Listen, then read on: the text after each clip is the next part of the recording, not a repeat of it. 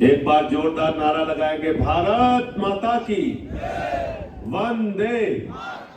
आम आदमी पार्टी, अरविंद केजरीवाल।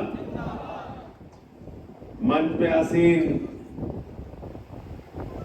इस नर्मदा जिला के हमारे प्रमुख निरंजन भाई बसावा, मंच पे आसीन तमाम हमारे पार्टी के पदाधिकारीगण और राजपीपला क्षेत्र से जो हमारे कैंडिडेट हैं वार्डों के, एक बार आप लोग अपने अपने स्थान पे खड़े हो जाए। मैं चाहूंगा जोरदार तालियां इनके लिए एक बार आप लोग बजाइए। ये हमारे साथी जो मैदान में है, बैठ जाए। और अलग अलग क्षेत्रों में मैं प्रचार करने के लिए गया।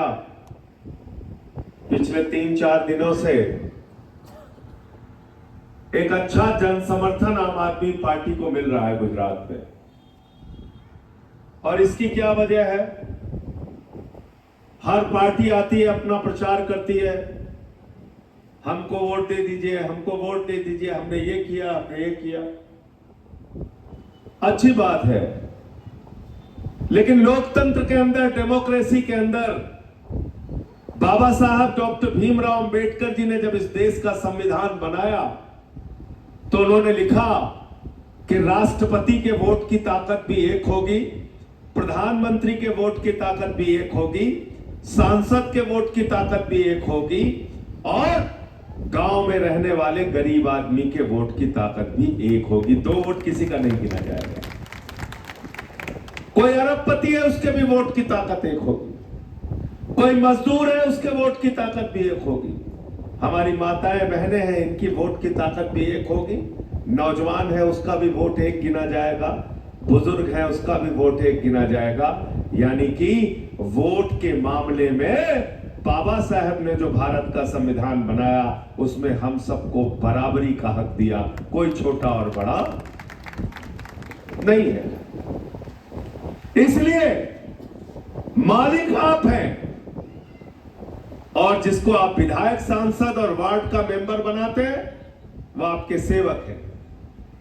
तो आपकी जिम्मेदारी है, आपको देखना है कौन सी पार्टी आपके लिए काम कर रही है और कौन सी पार्टी आपके साथ झूठ बोल रही है।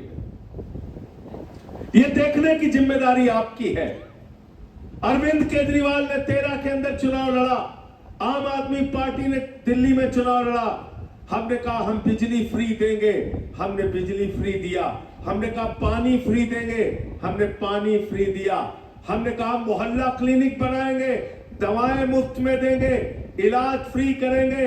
200 तरह की जांच वहां फ्री होती थी, अल्ट्रासाउंड फ्री होता था। दिल्ली में हमने मोहल्ला क्लिनिक का मॉडल दिया। हमने कहा दिल्ली के अंदर माताओं बहनों के लिए बस की यात्रा पूरी तरीके से फ्री होगी। सब कुछ फ्री किया। और जब हम फ्री कर रहे थे तो बीजेपी वाले कहते थे केजरीवाल को तो बजट का ज्ञान नहीं, राजनीति आती नहीं, सारा का सारा बजट डुबा देंगे। लेकिन अरविंद केजरीवाल आईआईटी से पढ़े हुए नेता है, उन्होंने 10 साल तक लगातार सब कुछ फ्री देने के बावजूद दिल्ली में मुनाफे का बजट दिया। मुनाफे का बजट। पंजाब में हमारी सरकार बनी, भगवंत मान जी मुख्यमंत्री बने, वहां भी हमने बिजली फ्री दिया, 300 यूनिट बिजली फ्री। 30-30 साल से मेरे भाइयों नहर के अंदर पानी नहीं आ रहा था, उन नहरों में पानी पहुंचाने का काम किया। नौजवानों को सरकारी नौकरी देने का काम किया, मोहल्ला क्लिनिक बनाने का काम किया, रोड के एक्सीडेंट्स रोकने के लिए हमने तमाम वहां पर सुविधाएं और स्पेशल फोर्स बनाने का काम किया। और इतना ही नहीं, समय पूरा होने के बावजूद जो टोल टैक्स की वसूली हो रही थी, पंजाब के मुख्यमंत्री ने उन टोल का टैक्स खत्म किया, टैक्स को पूरी तरीके से समाप्त किया। अभी 10 लाख रुपए की मेडिकल की स्कीम लेके आए हैं पंजाब में। कोई बीमारी हो जाए 10 लाख रुपए तक का इलाज पंजाब की सरकार कराएगी। ये आम आदमी पार्टी का काम है। और भारतीय जनता पार्टी का वादा केंद्र से शुरू करते हैं। क्या कहा था प्रधानमंत्री जी ने लोकसभा के चुनाव में?